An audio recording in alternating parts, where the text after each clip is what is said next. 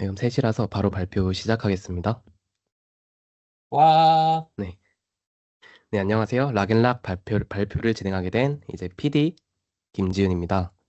네, 일단 저희 팀의 발표 주제는 이제 리듬 게임으로 정했습니다. 일단 그 전에 저희 팀이 어떻게 결성되었고 그 어떤 과정을 거쳐서 이 게임을 개발하게 되었는지를 먼저 소개시켜 드리려 합니다. 일단 우선 팀을 결성하게 된 계기에 대해 설명드리겠습니다. 일단 저는 졸업 전에 PD라는 직책을 가지고 이제 프로젝트를 진행하는 목표를 가지고 있었습니다. 이제 학생이라는 신분으로 진행하는 마지막 프로젝트일 수 있었고, 이제 PD라는 직책을 해볼 수 있는 마지막 기회라고 생각했었기 때문에 팀원들을 모집하게 되었고요. 하지만 처음 팀원들은 모집이 쉽지가 않았습니다. 일단 주변 친구들을 우선으로 팀원을 모집해보려 했는데, 친구들은 다들 이미 팀이 있었거나 아니면 3D를 목표로 하고 있거나 아니면 휴학의 길을 걸어가게 되었습니다. 네, 결국 제가 아는 친구들은 한 명도 모집하지 못한 채 팀원들을 모집해야 하는 상황이 왔습니다. 일단 무슨 방법을 써서라도 팀원들을 모집해야 했기 때문에 어떻게든 저랑 이제 완전 모르는 사람들도 제 제안서를 보고 들어오게 만들까라는 생각을 깊게 해봤습니다. 일단 저희 학교는 그래픽 인원이 다른 파트보다 많아요. 그리고 특히 원화 파트는 그 비중이 더욱 높았습니다. 일단 이전 학기작에서 이거의 통계를 본 적이 있었는데 그래픽 중에서도 60% 이상이 원화 파트인 것을 보고 이제 이 원화 파트의 인원들로 잘 만들 수 있는 게임을 구성해 보았습니다. 이제 원화를 많이 사용하면서 애니 이펙트 같은 걸 좀 덜 사용하는 게임을 생각해 봤을 때 제가 최종적으로 결론을 내린 건 이제 카드 게임이었습니다. 이제 카드 게임들의 특징이 있죠. 일단 턴제 카드 게임의 특징은 잔잔하고 어두운 분위기를 지닌 게임이 많다는 것입니다. 일단 다 그렇다는 건 아니지만 많은 게임들이 전략이 중요한 게임이기 때문에 집중할 수 있는 분위기를 구성하기 위해서 해당 방식들을 사용하는데 이런 잔잔한 분위기 때문에 호불호가 많이 갈리는 장르이기도 합니다. 네, 그래서 이런 분위기를 깨는 방법을 우선적으로 그래픽을 먼저 생각했습니다. 이제 뮤지대시 같은 미국풍 애니 그림체를 통해서 시각적인 측면에서 활기차고 신나는 분위기를 제공하는 거에 목표를 가졌고요. 일단 처음 세계관은 사이버월드였습니다. 이제 처음 한 달간은 해당 컨셉을 지닌 채로 계속 개발을 이어나갔었는데 얼마 지나지 않아 문제점이 생겼었죠. 단순히 사이버월드 세계관으로는 독특한 컨셉을 유저들에게 제공해주기 힘들다는 점이었습니다. 이제 프로토타입 이후 처음 리소스를 적용해 보았을 때 느낀 점은 이제 그냥 배경만 다른 슬레이더 스파이어라는 생각이 들었습니다. 이제 때문에 개발의 목표였던 신나는 카드 게임이 조금도 보이지 않았었고 1차적으로 수정을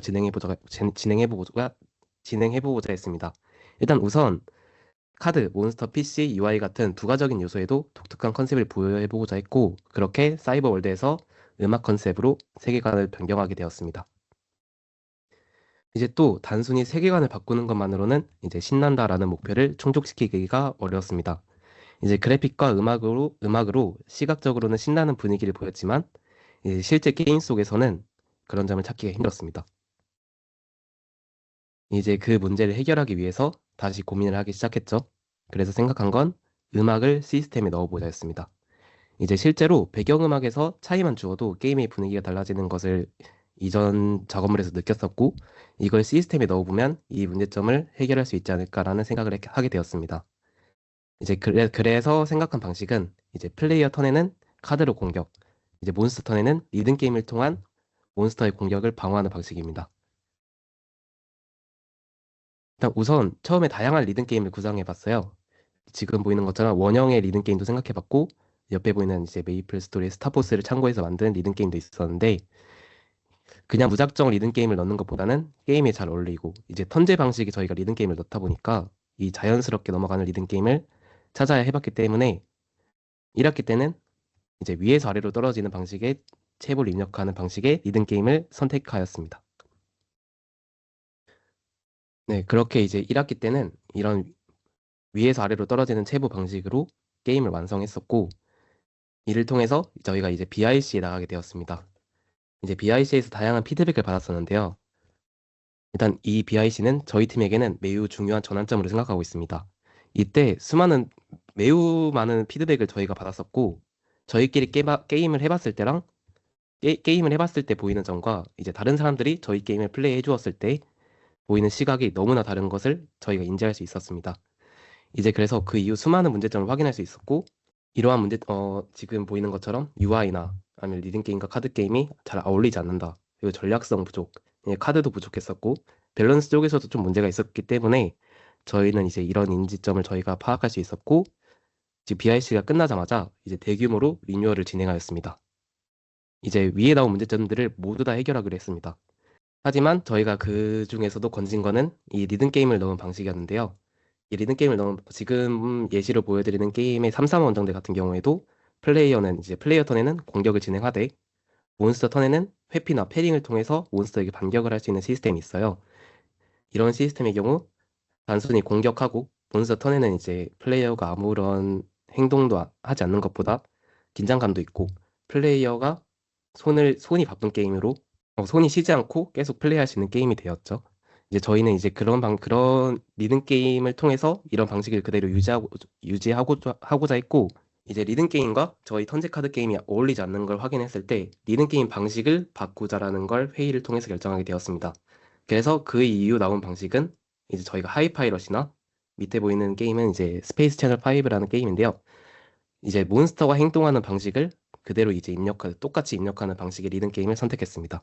그래서 이제 BIC가 끝나자마자 다시 리듬 게임을 제작하기 시작했습니다. 이제 저희의 리듬 게임 적용 방식은 어느 정도 일단 난이도를 쉽게 주기로 했어요. 그래서 이제 총 4박자 동안 체보가 나오게 되는데 어느 정도 0.5박 내 입력 시 성공 판정이 하도록 유저들이 굉장히 리듬 게임에 거부감이 없고 최대한 쉽게 진행할 수 있도록 시스템을 만들었습니다. 그래서 최종적으로 완성된 건 이런 방식의 리듬 게임인데요.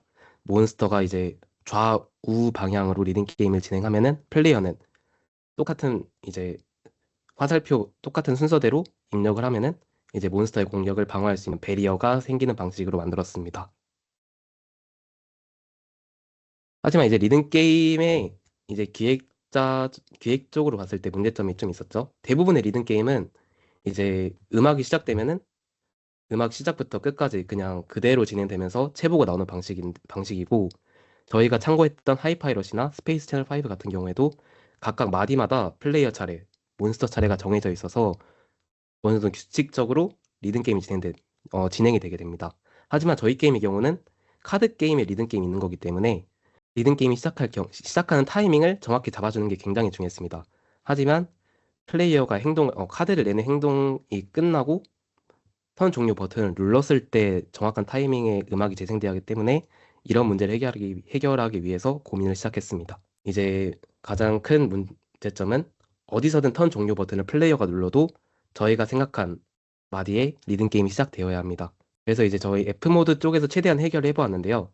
이제 트랜지션을 사용해서 턴 종료를 버튼을 눌렀을 때 저희가 지정한 마커로 이동하는 방식으로 사용했습니다. 이제 스팅어를 사용해서 중간에 잘 전환되도록 배경음이 전환되도록 설정을 해줬었고요.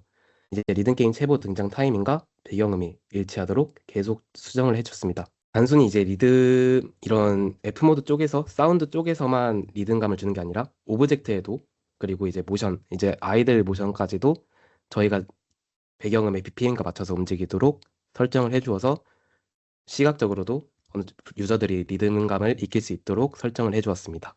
네, 이제 또 밸런스 설계 쪽에도 이제 저희가 많은 고민을 했었는데요. 이제 한 번의 플레이로도 이해할 수 있는 게임을 목표로 제작을 했어요. 아무래도 저희가 이제 시연용을 목표로 제작을 하다 보니까, 좀 전략이 좀 중요한 카드 게임 특성상 이 부분이 좀 어려울 수 있기 때문에 최대한 처음 부분은 게임을 이해하기 쉬운 난이도로 조절을 해줬어요. 그리고 힙합과 재즈, 케이팝 이런 순서대로 스테이지가 진행이 되는데 각각 역할을 나눠서 힙합은 이제 플레이어가 튜토리얼 수준으로 느낄 수 있고 재즈에서는 어느 정도 덱빌딩을 완성시키면서 케이팝에서는 좀 난이도를 높여가지고 최종적으로 게임을 깰 수 있는 좀 높은 난이도를 설정을 해줬어요. 네, 이제 이 정도로 하고 나머지는 이제 그래픽 쪽의 이야기를 들려드릴 건데요. 이제 그 부분은 AD분께서 진행을 하실 거라 AD분께서 진행해 주시면 될 것 같습니다. 안녕하세요.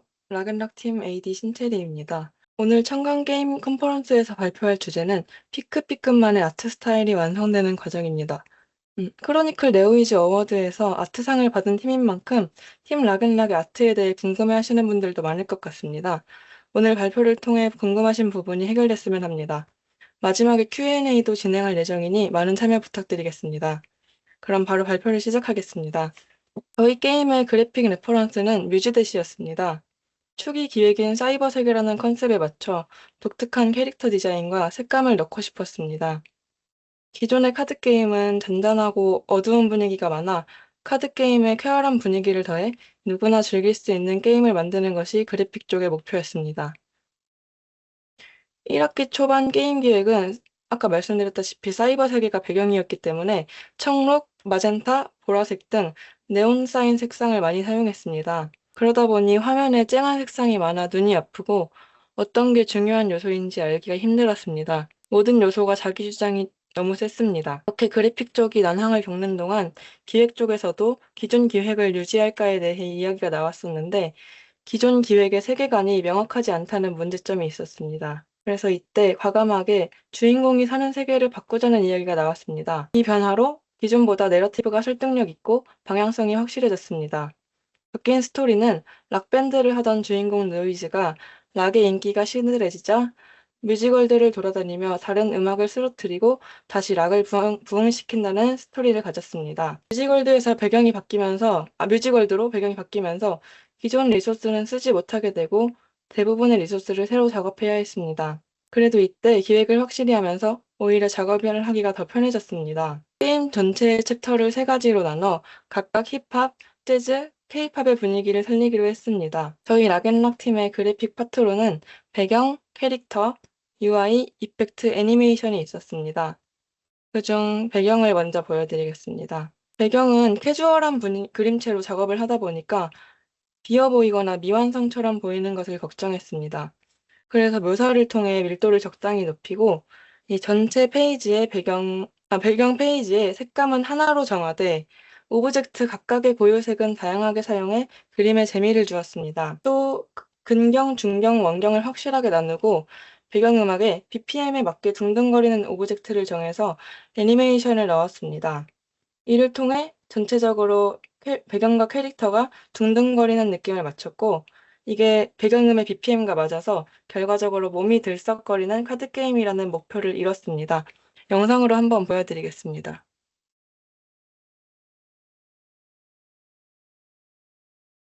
이렇게 배경 오브젝트랑 캐릭터 아이들이랑 배경음악의 BPM이 맞는 모습입니다.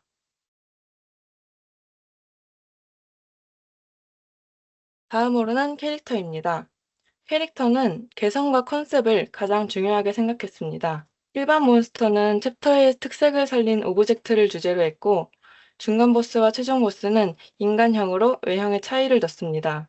일반 몬스터를 보면 힙합 스테이지는 그래피티에 필요한 스프레이통, 쓰레기통 등 길거리에서 볼 수 있을 법한 사물을 주제로 삼았고, 재즈 스테이지는 재즈하면 생각나는 관악기와 분위기를 살릴 수 있는 칵테일을 몬스터로 만들었습니다. 마지막으로 K-팝 스테이지는 홈마들의 필수품인 카메라와 앨범, 티켓 정도를 몬스터를 만들었습니다. 또 중간 보스와 최종 보스는 뮤즈대시와 펜스가 체형을 딴 인간 형태 또는 오브제를 타고 있는 인간형으로 디자인됐습니다. 그렇게 캐릭터 쪽에서 신경 쓴 부분은 캐릭터가 예쁘게 보이는 것도 중요하지만 몬스터만 봐도 어떤 장르 음악인지 떠올릴 수 있도록 특색 있는 디자인과 컨셉을 우선시했습니다. 다음으로 UI는 학기 초반에 스타일리시함을 챙기려고 이것저것 많이 생략을 하다 보니 UX적인 불편함이 제기되었습니다. 그래서 여름방학 때부터 직관성에 우선을 두고 수정을 했습니다. 버튼이 어떤 기능을 할지 색상 등으로 먼저 보여주거나 역할을 나눠줬습니다. 또 UI의 많은 요소는 음악과 기타에서 컨셉을 따왔습니다. 기타를 치는 주인공에서 착안했기 때문입니다. 우선 카드게임에서 가장 중요한 카드가 피크 모양이었고 이상 상태 아이콘, 그리고 아이템도 기타 스트링, 스트랩, 스티커 등 기타 액세서리 종류로 정했습니다. 설정창과 상점, 카드 업그레이드 화면 등도 음악 컨셉을 맞췄습니다. 학기 초에는 막연히 SF 요소를 더한 꿈속 세계라는 컨셉 때문에 UI 디자인이 어려웠습니다. 그러나 세계관을 한번 제대로 정리하는 시간 덕분에 UI에서도 컨셉에 맞는 디자인이 가능해졌습니다. 다음으로는 이펙트입니다. 이펙트 같은 경우엔 처음에는 따로 기준을 세우지 않고 필요한 이펙트를 순차적으로 뽑는 방식이었는데 이게 후반부로 갈수록 모든 이펙트를 작업할 시간이 부족하다고 느꼈습니다. 그래서 이펙트를 화려함에 따라 약, 중, 강으로 나눠서 약한 공격에는 약한 이펙트를 최대한 활용해서 쓰는 방식으로 진행했습니다. 이쪽은 이제 실드 이펙트가 점점 강해지는 모습이고요. 이쪽은 피격 이펙트입니다. 돌려 쓰지 않고 만들어진 이펙트들도 보여드리겠습니다.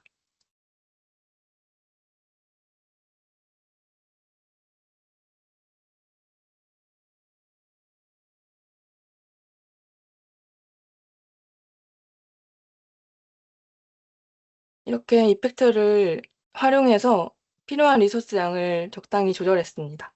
다음으로 애니메이션 말씀드리겠습니다. 애니메이션은 처음에 프렌리스라는 게임을 레퍼런스 삼아서 애니메이션에 박자가 있어야 된다는 거를 느꼈고, 그래서 애니메이션을 제작할 때 박자를 진행했습니다. 간단한 버프 같은 애니메이션은 짧게 2박자, 공격 애니메이션의 경우 4박자로 정했습니다.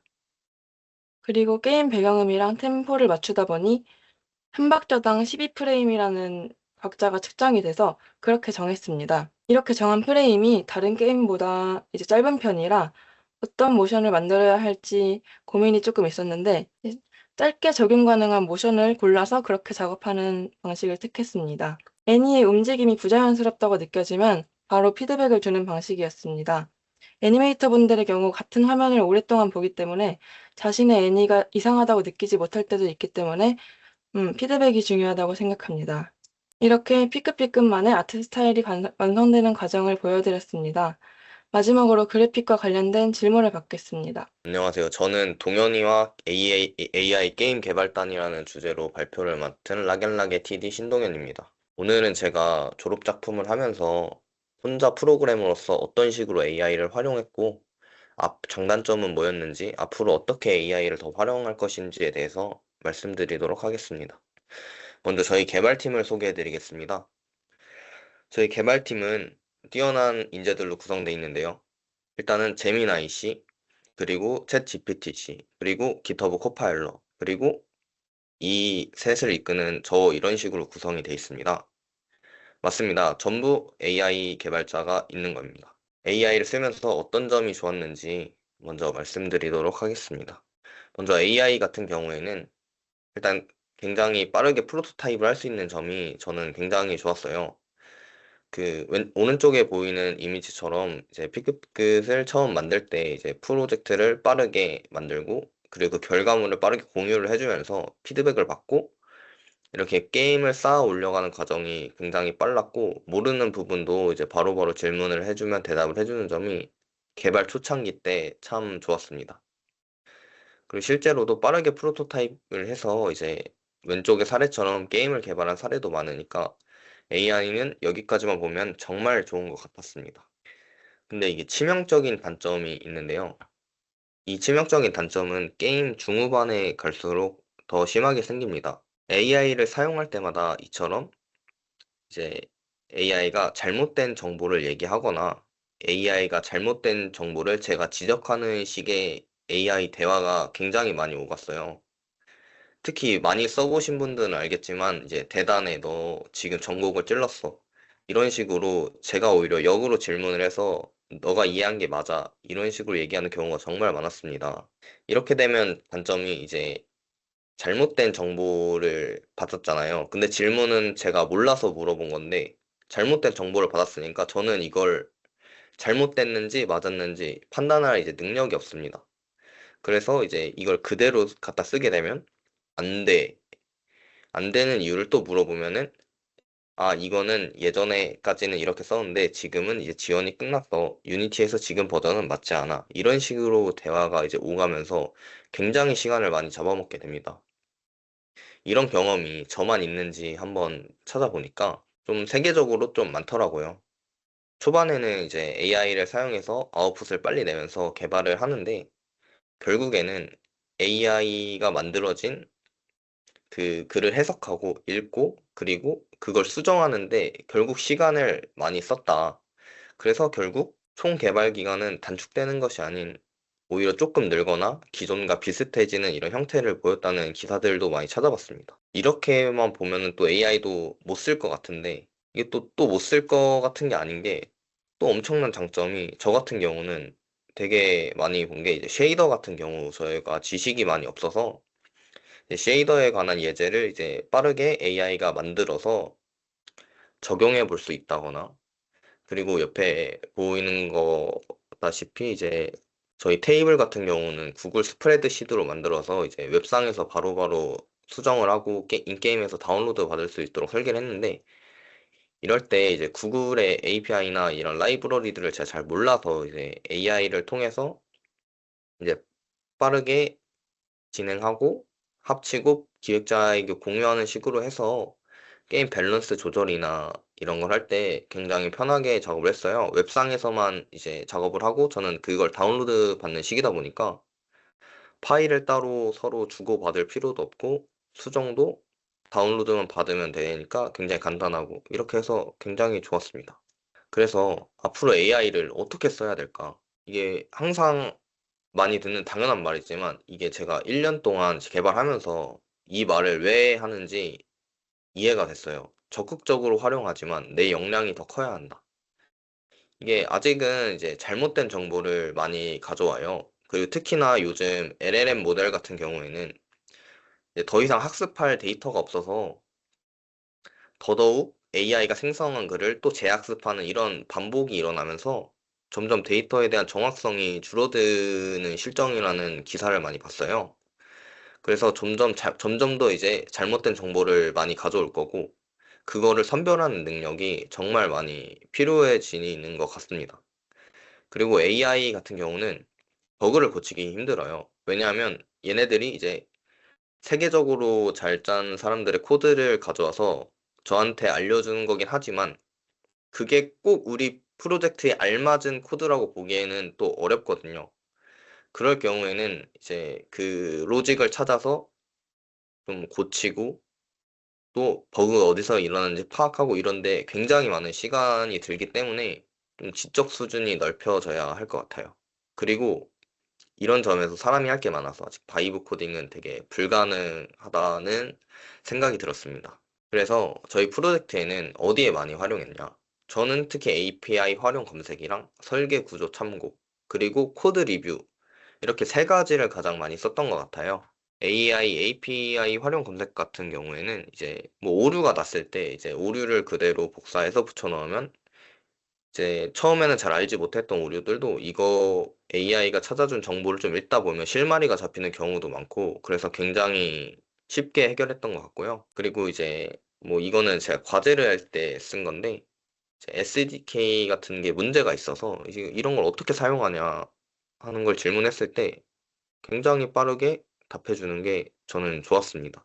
그리고 설계 구조 참고. 사실 코드를 짤 때 가장 생각을 많이 하는 부분이 설계 구조를 짜는 거라고 저는 생각하는데요.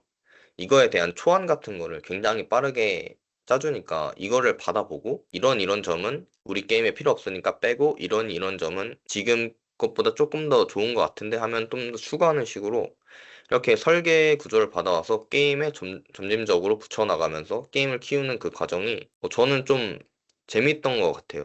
혼자 개발을 막막하게 생각했을 때보다.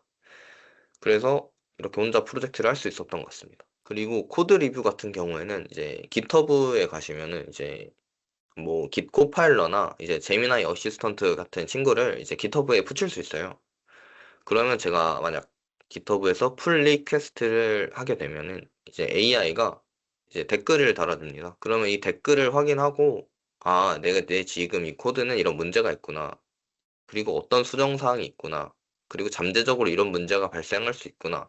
이런 점들을 좀 자세하게 써줘가지고 저는 굉장히 만족하면서 사용했었던 것 같아요. 그리고 이것도 되게 어려운 게 아니라 간단하게 붙일 수 있는 거여서 그냥 혼자 개발하시는 분들이 있으면 조금 해보는 것도 좋은 것 같습니다. 그래서 저의 앞으로의 AI 활용 목표는 유니티의 ML 에이전트라는 기능이 있는데요. 이 기능을 이용해서 게임 전투 AI를 제작해보고 싶습니다.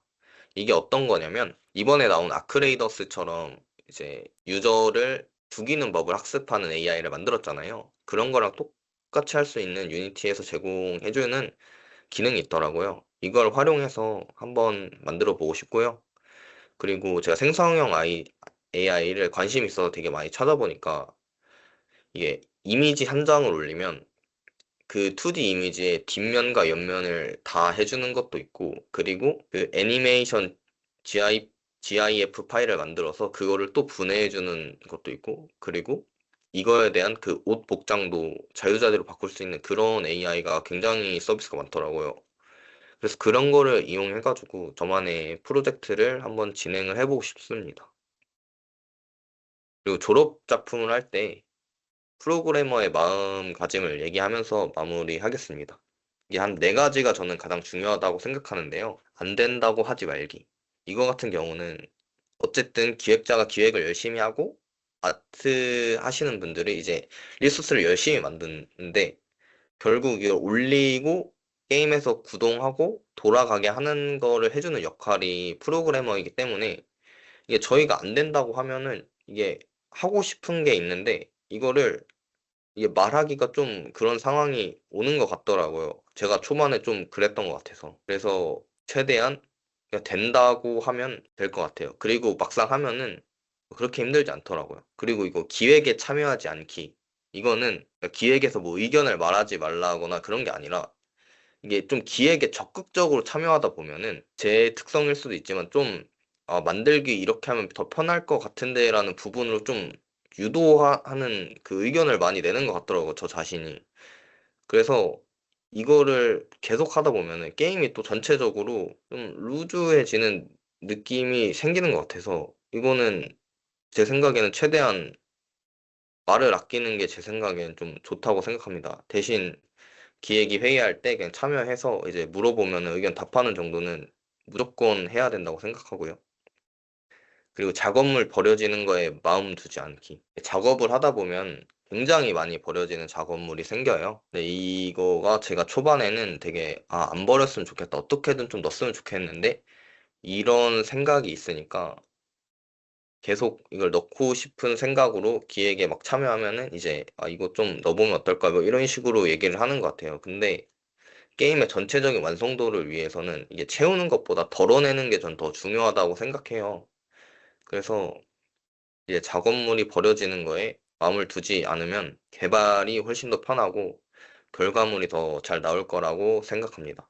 그리고 오늘 만들기는 사실 이제 회의가 끝나게 되면 바로 만들라는 소리인데요. 이게 보통 기간을 정하고 이제 뭐 월요일까지 만들어라, 수요일까지 만들어라 하는데 프로그래밍을 보통 하는 프로그래머들은 알겠지만 그 기능이 아무리 오래 걸려도 솔직히 말하면 한 하루 이틀이면 끝나는 경우가 굉장히 많아요. 뭐 거대한 시스템이 아닌 이상. 근데 이런 거를 막 일주일 끌어가지고 데드라인 딱 맞춰서 만들기보다는 그냥 오늘 만들고 그냥 빨리 보여주고 피드백을 빨리 받은 다음에 개선을 하는 게 더 편한 것 같아요. 왜냐하면 이걸 그냥 빨리 만들어서 느낌을 빨리 보여주면 피드백이 빠르게 오고 그러면 이 기능이 폐기될 수가 있거든요.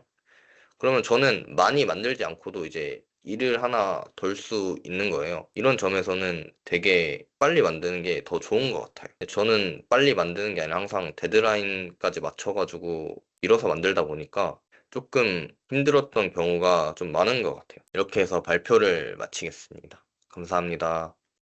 네, 이제 마지막으로 이제 제가 졸업 작품을 하면서 느꼈던 점과 다음 이제 졸업 작품 프로젝트를 하는 후배들에게 하고 싶은 말을 해보겠습니다.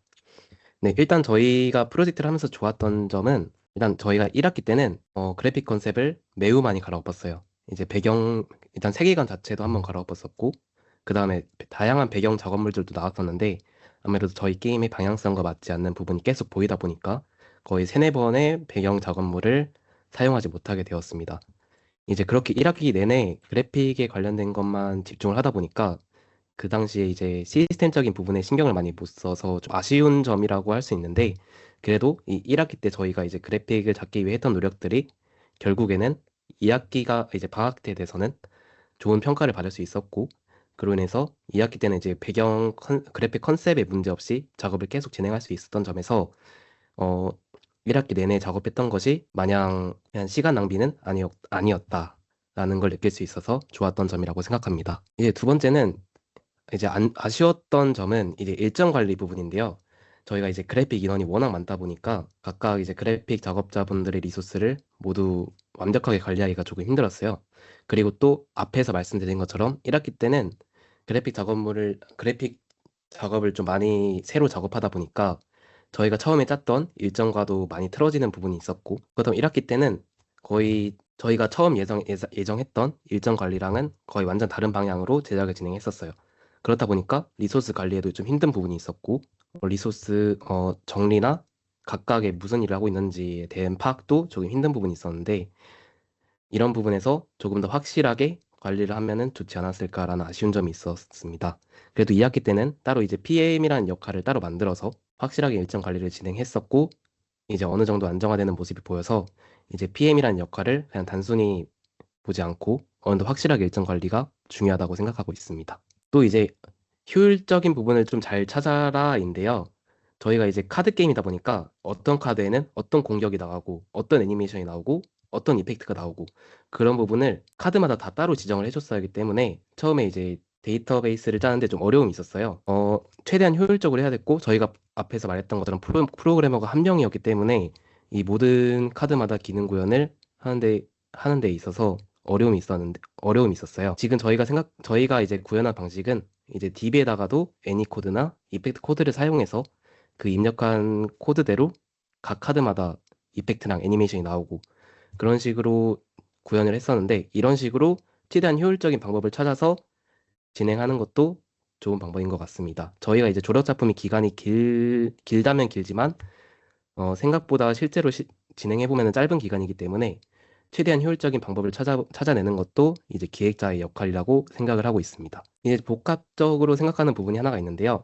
저희가 이제 시연을 해봤을 때 이제 저희가 받았던 평가가 총 두 가지로 크게 나눌 수 있어요. 일단 유저에 따라서 좀 나뉘는데 카드 게임의 경험이 적은 유저들의 경우는 이제 좀 긍정적인 평가가 주를 이루었어요. 게임이 이해하기 쉬웠고 처음 하는 유저들도 충분히 깰 수 있는 난이도로 구성되어 있다. 하지만 반대로 카드 게임 경험이 많은 분들은 전략 부분이 아쉽다. 그리고 또 카드 메커니즘의 다양성이 부족하다라는 피드백이 있었습니다. 이제 이런 피드백이 생긴 이유에 대해서는 저희 이제 게임 개발 방향성이라고 생각하는데요. 일단 슬레이더 스파이어를 저희가 시스템 레퍼런스로 삼았어요. 이제 슬레이더 스파이어의 재미 요소를 생각해 보면 반복 플레이를 통한 카드 학습 및 덱 빌딩이라고 생각합니다.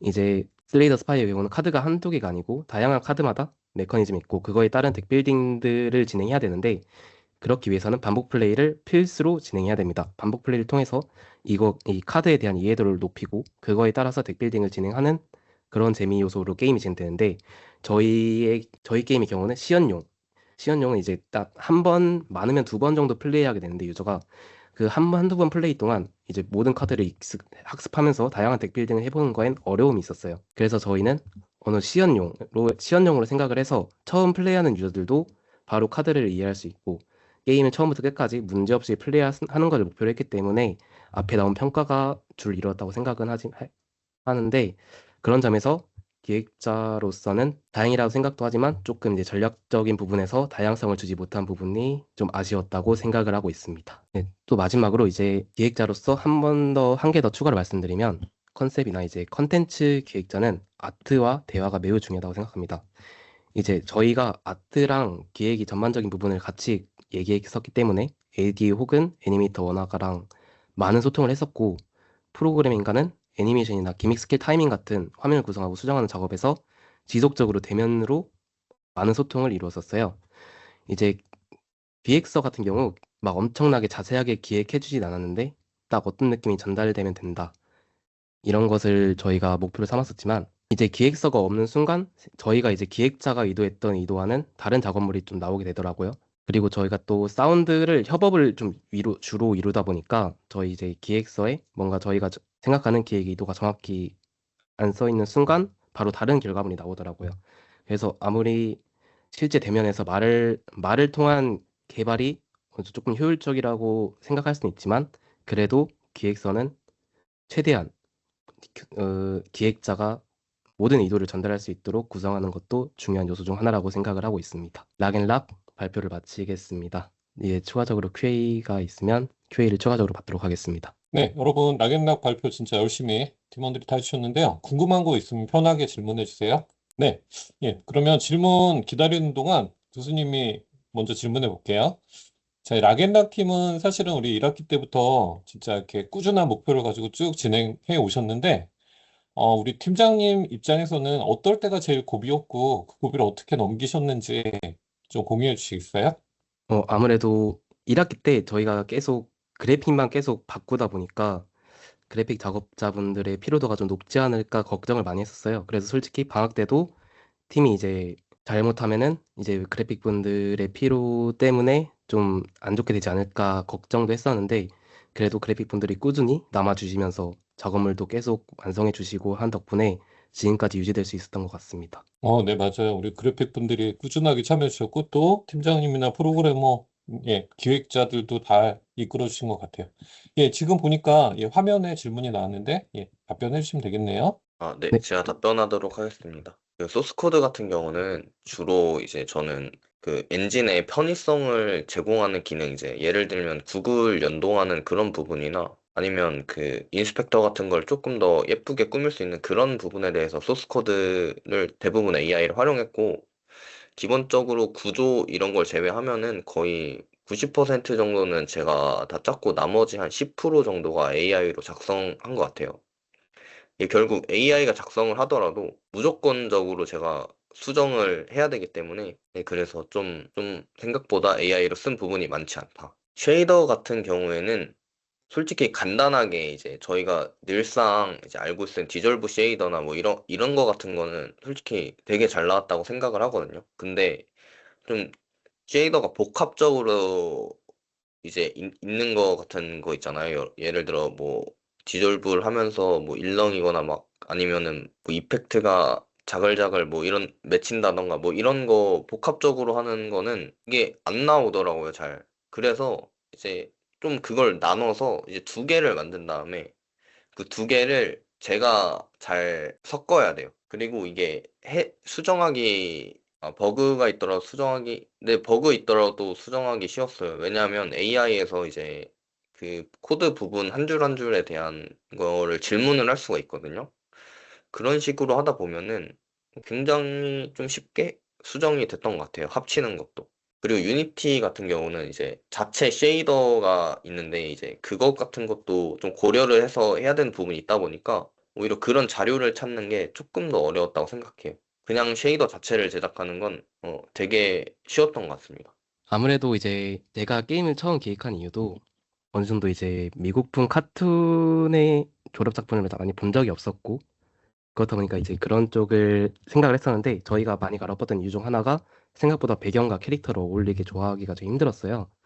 이제 저희가 근데 계속 어느 정도 작업을 하면서 그분을 맞출 수 있었고 그 맞춘 결과물이 배경과 캐릭터랑 특히 이제 컨셉마다 사운드 음악 컨셉마다의 그런 작업물들이 오브젝트나 캐릭터들이 잘 어울리게 조화가 돼서 그것 때문에 이제 어느 정도 저의 강점이 아니었을까 생각을 하고 있습니다. 예, 아무래도 네오지에서 아트상을 받은 팀이라 그래픽 관련해서 궁금증이 많으실 텐데 편하게 질문해 주세요.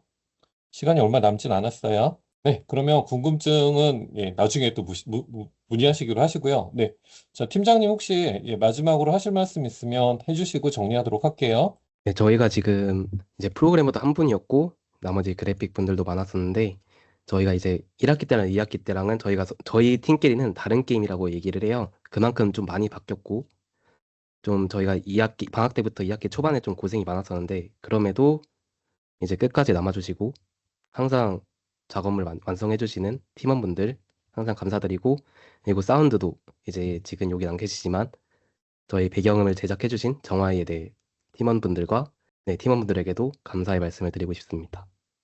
네, 다들 수고하셨습니다.